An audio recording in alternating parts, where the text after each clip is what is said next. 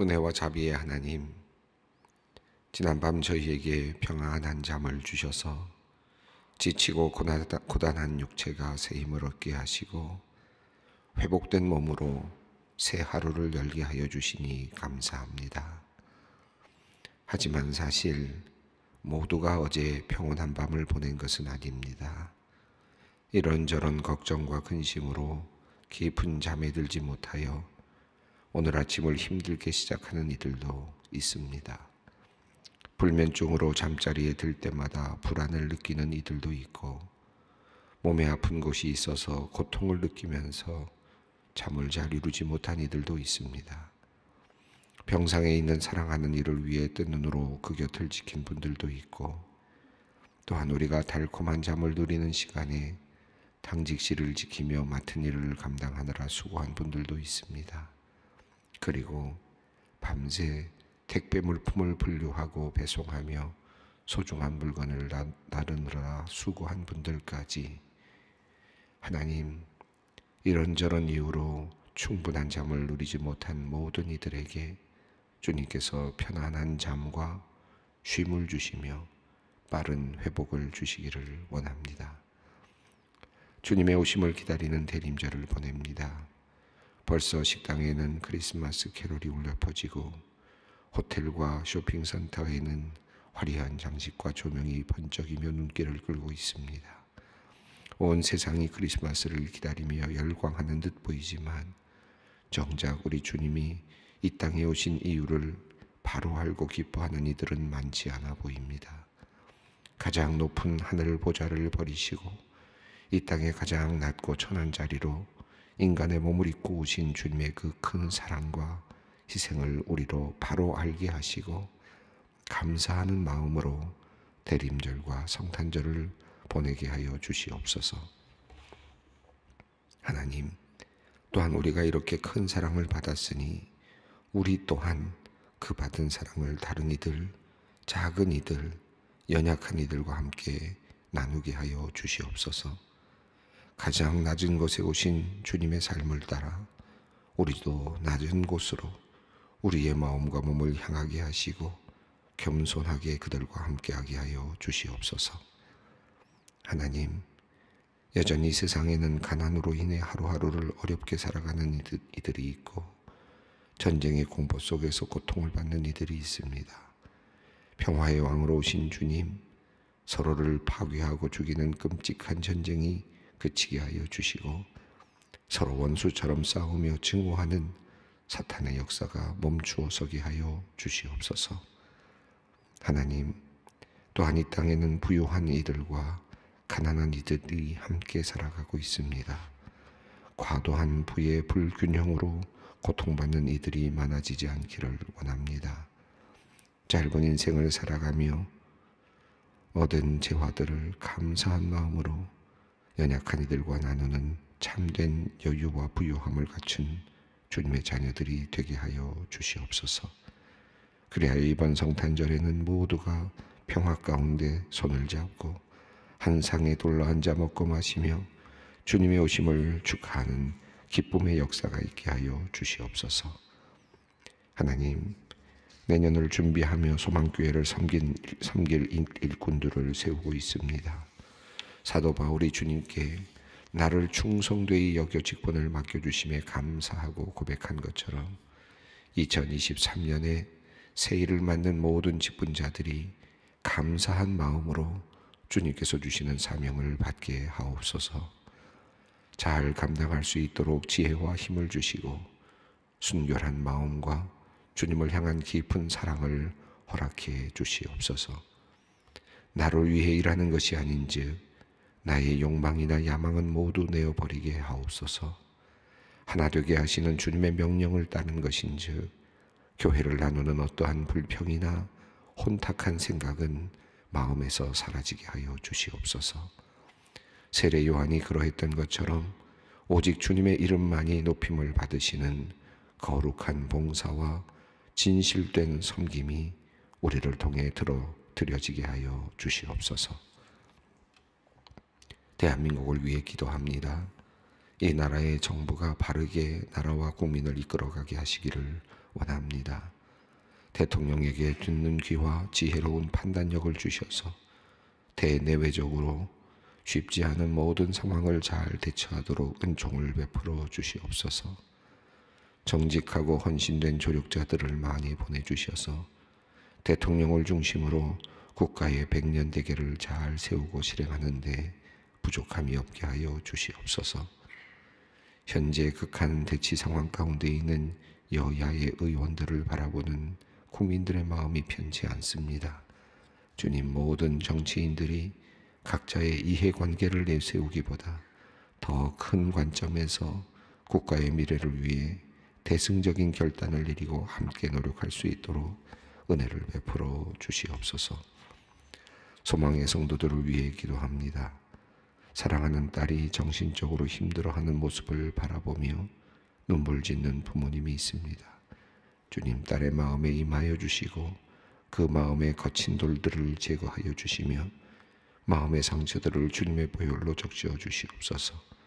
새 마음으로 고침을 받아 주님께서 주시는 평안을 누리게 하여 주시옵소서. 주님께서 딸을 위해 간절히 기도하는 부모님들의 모든 기도를 들으시고 응답하여 주시옵소서.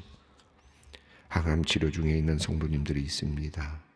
하루하루 견딜 만한 체력과 의지를 주시옵소서. 마음이 약해지지 않도록 지켜주시고 가족들의 마음도 늘 평안으로 채워주셔서 이 모든 힘든 치료의 과정을 지혜롭게 잘 이겨내며 건강도 다시 찾게 하여 주시옵소서. 유방암 수술을 받고 회복 중에 있는 성도님도 있습니다. 모든 환부가 잘 아물게 하여 주시고 암의 뿌리가 모두 사라지게 하여 주시옵소서. 다시는 전이되거나 재발하는 일이 없도록 주님, 암으로부터 완전히 자유롭게 하여 주시옵소서. 낙심하여 온몸과 마음이 지쳐있는 성도님들이 있습니다. 주님의 자비로우신 음성을 들려주시옵소서. 새 힘을 얻게 하여 주시고 주님께서 주시는 소망과 비전을 가지고 살아갈 수 있도록 인도하여 주시옵소서. 이제 말씀 앞으로 나아갑니다. 말씀 속에 주님의 음성 듣게 하시고 하루를 살아갈 힘과 용기 얻으며 지혜를 얻게 하여 주시옵소서. 오늘도 우리와 함께 하실 주님을 찬양합니다. 우리 주 예수 그리스도의 이름으로 기도드립니다. 아멘. 오늘 함께 나눌 말씀은 디모데전서 1장 12절로 17절 말씀입니다. 디모데전서 1장 12절로 17절 말씀 함께 봉독하겠습니다.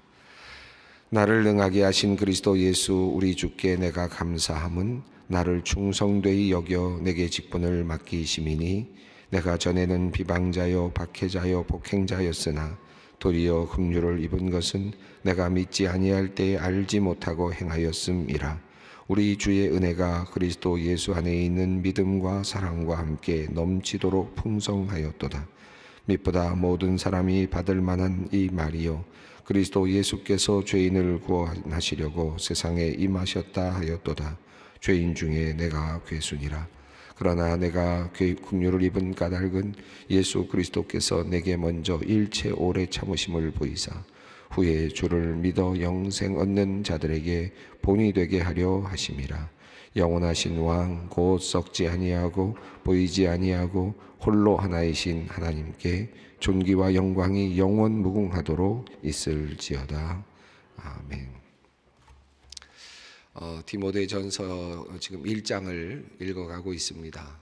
제일 먼저 앞부분에서 디모데에게 인사의 말을 전하였고 그리고 나서 바로 이어서 디모데에게 거짓 교훈을 말하는 사람들에게 거짓 교훈을 말하지 않도록 다른 교훈들을 말하지 않도록 하라라고 하는 그런 교훈을 그런 그 하나의 가르침을 지침을 제일 먼저 주었습니다. 이 거짓 교사들이 지금 헛된 말을 하고 있다라고 하는 그런 표현이 나왔죠. 그래서 다른 교훈을 주고 있는데 헛된 말에 빠져 있다. 그래서 그들이 갈등과 그리고 변론을 일삼고 있다라고 말합니다. 신화와 끝없는 족보에 매여 있고 또 율법을 다르게 해석함으로써 혼란을 야기하고 있었던 교회 모습을 지적하고 있었습니다. 그리고 보다 더 중요한 것은 청결한 마음이고, 그리고 선한 양심이고, 거짓 없는 믿음에서 나오는 바로 그 사랑이다라고 하는 사실을 사도 바울이 디모데에게 이야기를 했습니다. 교회의 직분자들이 어떤 일을 해야 되는 것인가, 그리고 또 교회에서 교회를 이끌어가는 사람들이 가지고 있어야 될 마음가짐이 어떠한 것인가를 분명하게 이야기를 했습니다. 또 더 한 걸음 더 나아가서 이제 논란이 되고 있는 그 족보와 또는 신화를 넘어서서 논란이 되고 있는 율법에 대한 이야기를 했죠. 그래서 율법에 어떻게 사용되어야 되는가? 율법은 믿는 자들을 위한 것이 아니라 도리어 믿는 자들을 향하여 있는 것이라기보다는 도리어 믿지 않는 사람들, 불법을 행하는 사람들을 향하여 지금 율법이 있는 것이다.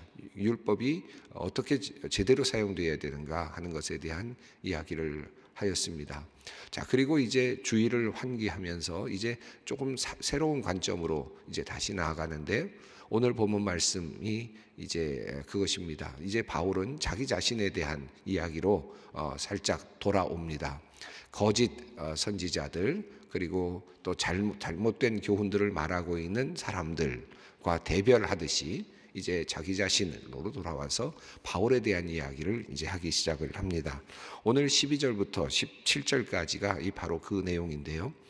바울에 대한 자기 자신에 대한 이야기는 처음 시작이 감사로 시작이 되고 있고, 그리고 17절에서 찬양과 영광을 돌리는 일로 끝나고 있습니다. 그래서 바울과 관련되어 있는 자기 자신의 이야기는 감사와 찬송으로 둘러싸여 있다, 이렇게 볼 수 있겠습니다. 자, 오늘 어떻게 감사로 시작하고 어떻게 찬송으로 마무리되고 있는지, 자기 자신에 대한, 바울에 대한 이야기를 함께 살펴보려고 합니다. 바울의 긴 인생을 살았죠. 바울이 또 그 긴 인생 가운데서 우여곡절이 많았습니다. 처음에는 예수 믿는 사람들을 비난하고 또 그들을 잡아 죽이려고 다메섹으로 향하여 갈 정도로, 또 그 스데반이 죽을 때 마땅하게 여기면서 그곳에 함께 있었던 사람이었지 않습니까?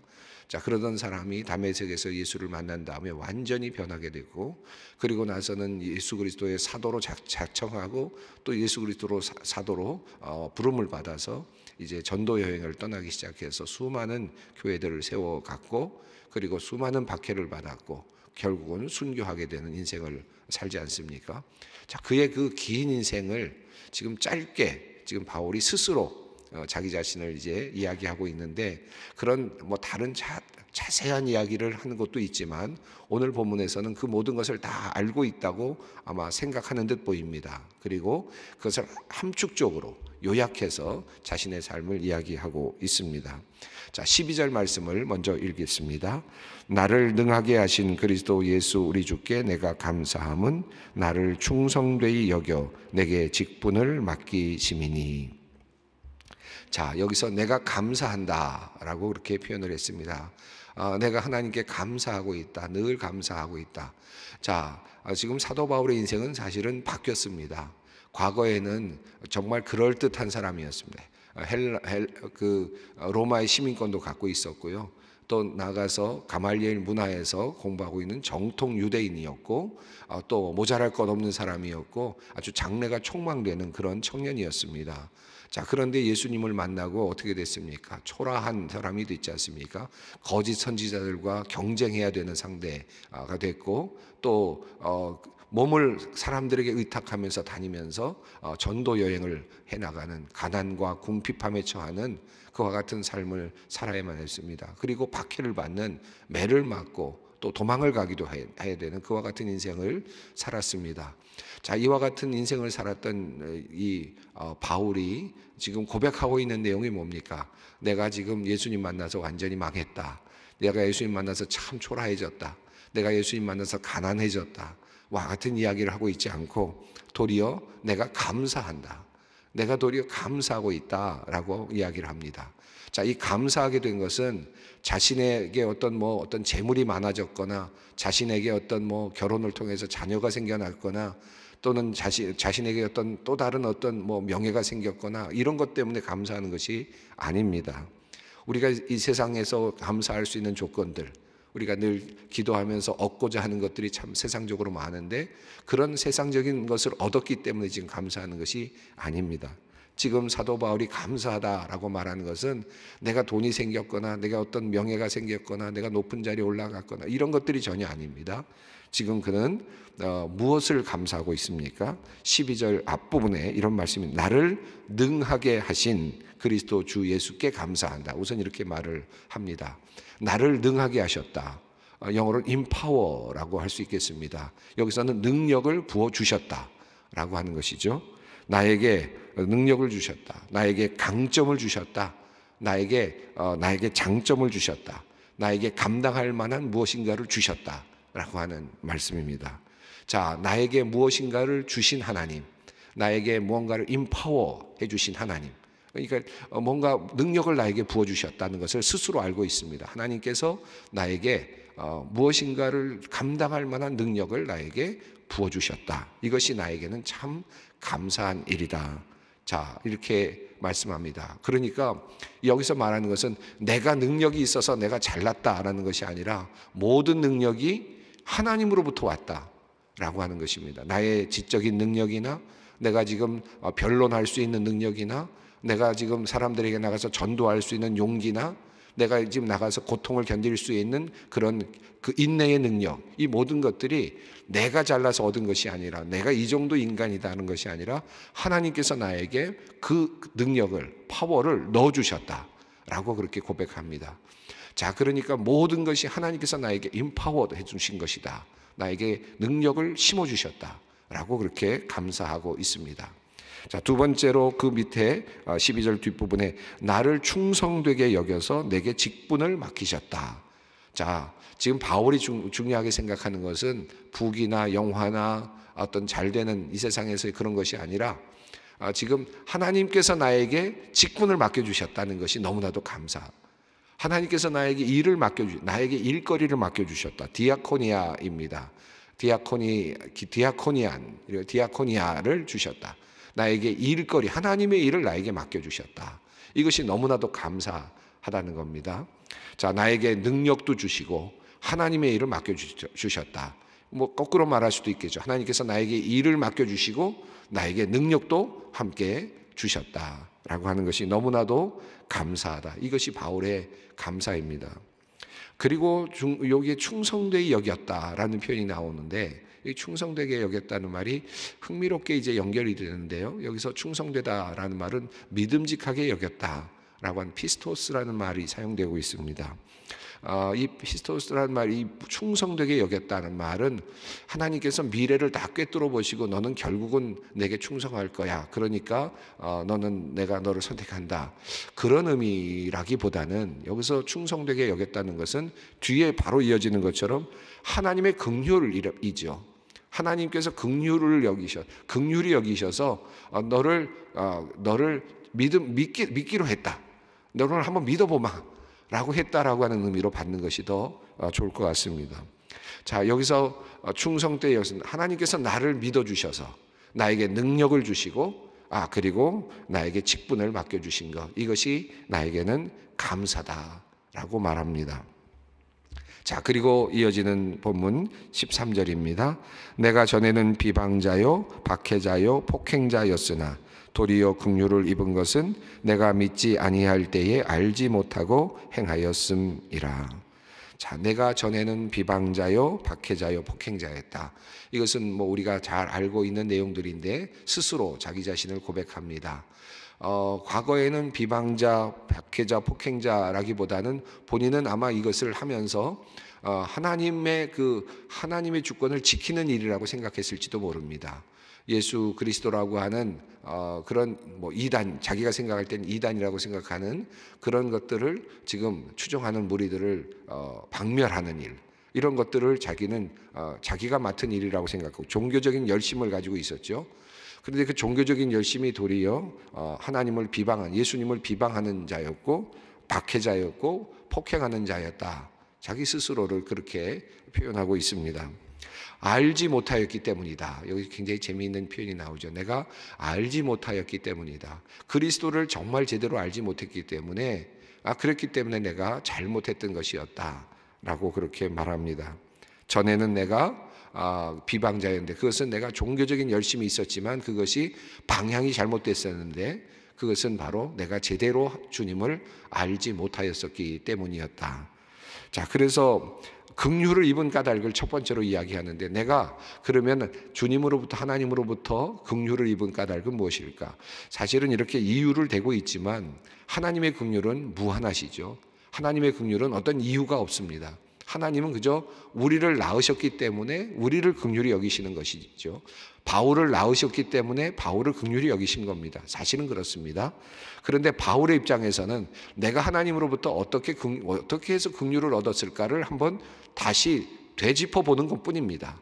내가 어떻게 해서 긍휼을 얻었을까를 한번 되짚어 보니까, 그 되짚어 보는데 한 가지가 생각이 나는데, 내가 믿지 제대로 알지 못했을 때가 있었는데 그때 행했던 것들은 하나님께서 나를 긍휼히 여겨주시는 것이구나 라고 하는 마음이 생겨난 겁니다. 긍휼히 여겨주신다. 하나님께서 긍휼을 여겨주셨는데 내가 믿지 아니할 때 알지 못하고 행하였기 때문이다 라고 표현을 합니다.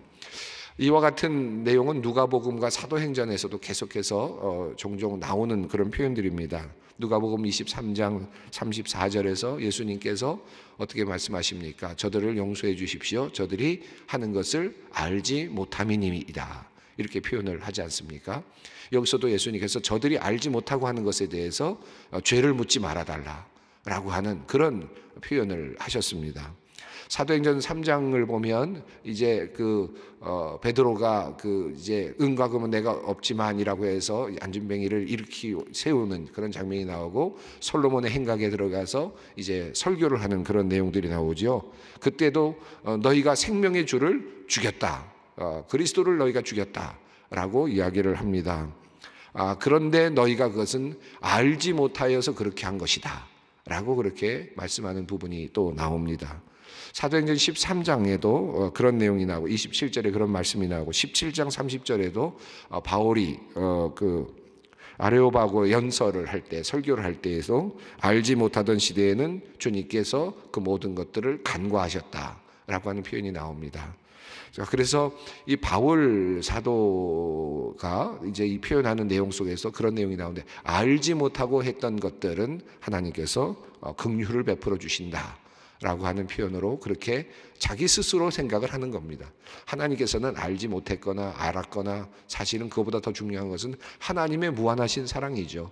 그러나 우리 입장에서 봤을 때는 그래도 하나님께서 내가 알지 못하고 지었던 것들은 그래도 긍휼을 베풀어 주시고 그것을 그냥 잊어버리시는구나, 그것을 용서하시는구나, 그것을 보지 않으시는구나 라는 마음으로 우리 스스로 생각하는 겁니다. 바울은 그렇게 지금 생각을 하고 있습니다. 내가 비방자였지만 그러나 그때 내가 알지 못하고 했기 때문에 하나님께서 그것을 그냥 덮어주셨다, 이렇게 이야기를 합니다.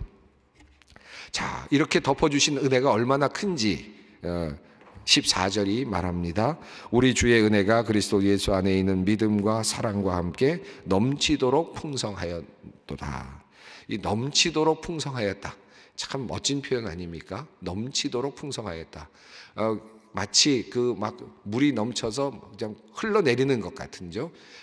물이 완전히 그냥 가득 차는 것이 아니라 흘러서 넘치는 그런 흐름입니다. 하나님의 은혜가 나에게 넘치도록 풍성하다, 흘러서 넘친다. 근데 하나님의 은혜가 그렇게 넘치는데 주님의 사랑도 넘치고 또 더불어 믿음도 넘쳐난다. 하나님의 은혜가 넘쳐나면 믿음도 넘쳐나고 사랑도 넘쳐나죠. 지금 바울은 은혜 가운데 살고 있습니다. 지금 고통 속에 있고 쫓겨다니고 있고, 그리고 가난을 경험하고 있고, 또 비방을 받고 있고, 참으로 어려운 시간들을 거쳐가고 있는데 바울은 도리어 자기 자신을 바라보면서 하나님의 은혜가 넘친다, 넘치도록 풍성하다 나는. 그리고 내 안에 하나님의 사랑이 넘치도록 풍성하고 믿음도 넘치도록 풍성하다. 참 멋진 고백이라고 할 수 있습니다. 신앙의 고백이라고 할 수 있겠습니다. 자, 그리고 이제 또 다른 피스토스라는 단어가 나타나는데 15절 말씀입니다.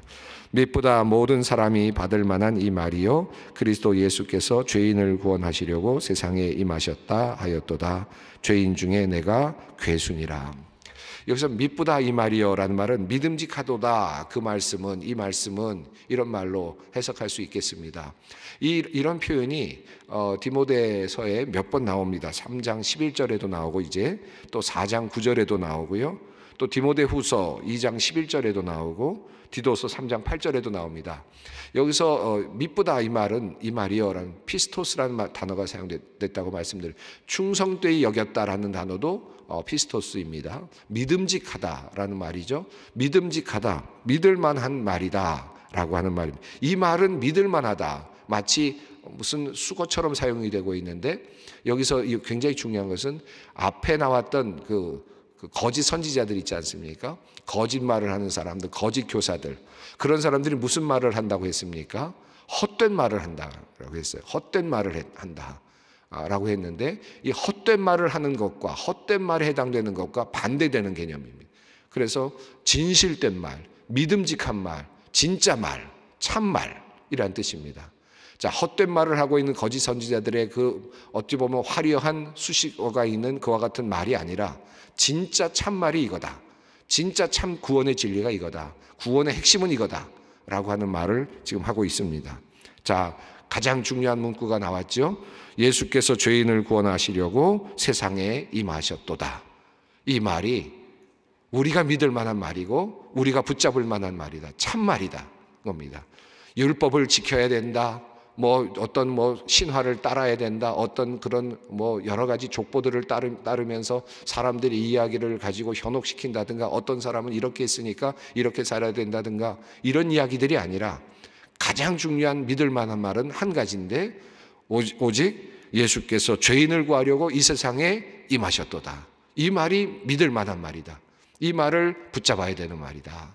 사도 바울은 이 이야기를 하고 있는 것입니다. 자, 이 말, 죄인을 위하여 이 세상에 임하셨다라고 하는 이 말은 보편적인 말이죠. 모든 인류를 향하여 열려 있습니다. 자, 그런데 죄인을 구원하시려고 오셨다라고 말을 하면서 바로 이어서 바울은 말합니다. 죄인 중에 내가 괴순이라. 자, 이 보편적인 진리는 어떤 겁니까? 예수께서 모든 죄인을 구원하시려고 이 땅에 오셨다라는 것은 보편적인 진리입니다. 모든 사람들에게 해당됩니다. 자, 그런데 바울은 그것을 보편적인 진리를 어디로 끌고 옵니까? 나에게로 끌고 옵니다. 내가 죄인 중에 괴순이라. 바로 그 말은 무슨 말입니까? 예수께서 나를 구원하시려고 이 세상에 임하셨도다 라는 말로 자기의 것으로 끌어당기는 것이죠. 이 말씀은 매우 아주 놀라운 말씀입니다. 보편적인 죄인을 구원하시는 하나님의 역사, 예수 그리스도의 구원의 역사, 그것이 거기서 머무는 것이 아니라 이제 그것이 나에게까지 오는 겁니다. 내가 죄인 중에 괴순이라 라고 하는 말로서 그 나를 구원하시려고 주님께서 이 땅에 임하셨다, 이렇게 고백을 하는 것입니다. 예, 이제 이렇게 해서 사도 바울은 이제 하나님께서 나를 부르신 그런 것에 대한 감사를 드리고 있는데, 16절, 17절 이후의 말씀은 우리 내일 같이 다시 더 이어서 함께 살펴보도록 하겠습니다. 자, 오늘 이 말씀, 예수께서 죄인을 구원하시려고 세상에 임하셨다 하였도다 내가 죄인 중에 괴순이라. 이 말씀을 꼭 붙잡고, 나를 위해 오신 주님, 이것이 참 말입니다. 이것이 진리입니다. 이것이 믿을 만한 말입니다. 이 말씀 붙잡고 오늘 기도의 자리로 함께 나아가겠습니다. 하늘에 계신 우리 아버지의 이름을 거룩하게 하시며 아버지의 나라가 오게 하시며 아버지의 뜻이 하늘에서와 같이 땅에서도 이루어지게 하소서. 오늘 우리에게 일용할 양식을 주시고 우리가 우리에게 잘못한 사람을 용서하여 준 것 같이 우리 죄를 용서하여 주시고 우리를 시험에 빠지지 않게 하시고 악에서 구하소서. 나라와 권능과 영광이 영원히 아버지의 것입니다. 아멘.